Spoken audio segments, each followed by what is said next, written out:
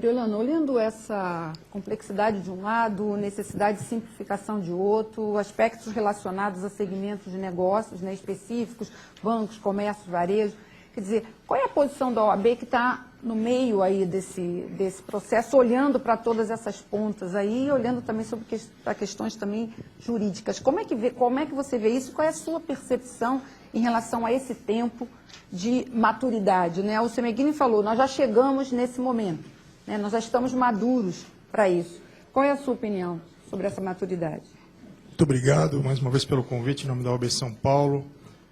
Eu queria destacar aqui alguns pontos. O Guilherme mencionou alguns casos práticos, né? Nós tivemos, em 2005, na Operação Pegasus da Polícia Federal, um grande marco histórico para todos nós, e muito importante, que precisamos destacar bem.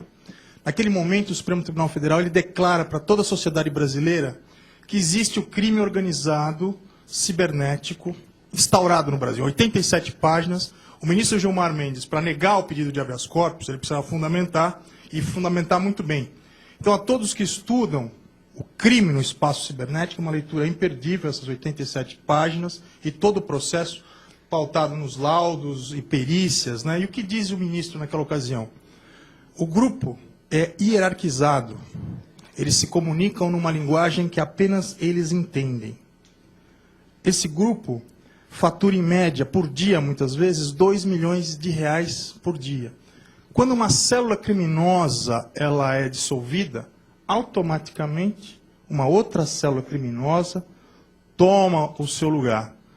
Então, isso é muito importante, foi um marco histórico, declarando pela primeira vez, de forma cabal e irretorquível para toda a sociedade brasileira, e isso joga luzes nos nossos pensamentos. Tenho muitas dúvidas, tenho poucas respostas, diante de tantas mentes brilhantes aqui presentes. Segundo aspecto, como comentou o professor Cássio, nosso companheiro lá da Fiesp, onde nós fundamos ali também um fórum de discussão, né, graças ao Cássio, né, e ao Paulo Scaff, para discutirmos essa matéria. A nota fiscal eletrônica, SPED fiscal, anda junto com o projeto. Nós não podemos pensar que o contribuinte vai ter se espera algum apoio do Estado, sem nós termos uma lei forte, né? Porque a rede de botnet, hoje, ela congestiona o servidor e o contribuinte vive em contingência. Né, Cássio? Vive em contingência porque ele não consegue. Olha, você me paga tanto para você voltar a emitir sua nota fiscal eletrônica, senão você não vai emitir nota fiscal eletrônica, porque agora você depende de uma autorização estatal para emitir a nota e o hacker também já sabe disso, né? Como disse o professor Rossini, esse projeto ele anda de mãos dadas com as alterações do Código Penal, né? Com o ECA, com tudo aquilo que já foi feito. Ou seja, vai ficar faltando um pedaço de tudo que nós construímos em relação ao ECA, aos crimes relacionados à pedofilia, se nós não tivermos esse projeto. Então, é interessante. Ontem, no Mackenzie, e lá na EPD, coordenado lá pelo professor Renato, nós temos muitos alunos, graças a que são de universidades. São gestores de segurança de universidades.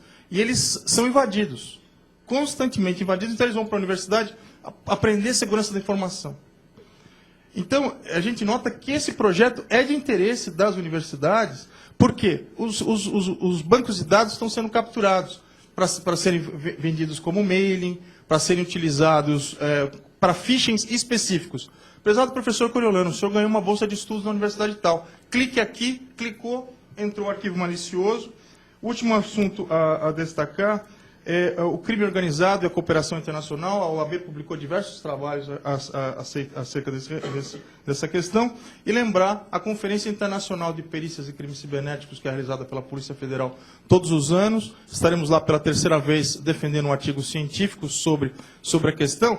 E lá a Polícia Federal reúne pesquisadores do mundo inteiro e do Brasil, e os números demonstram justamente o seguinte: o crime organizado ele é mais lucrativo do que o narcotráfico no Brasil.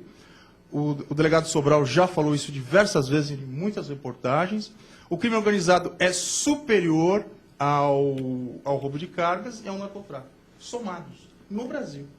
Se diante disso nós não precisamos de uma lei, eu não sei mais o que nós precisamos. É isso que eu gostaria de deixar. Essa é a posição da OAB hoje em relação às pesquisas que nós recebemos. É a visão que nós temos. A sociedade precisa de medidas enérgicas.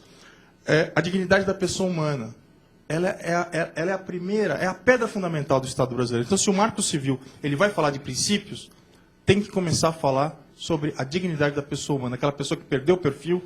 Doutor, olha, minha identidade eu sou uma autoridade pública, minha identidade foi violada, e agora estão usando isso para assediar todas as minhas alunas.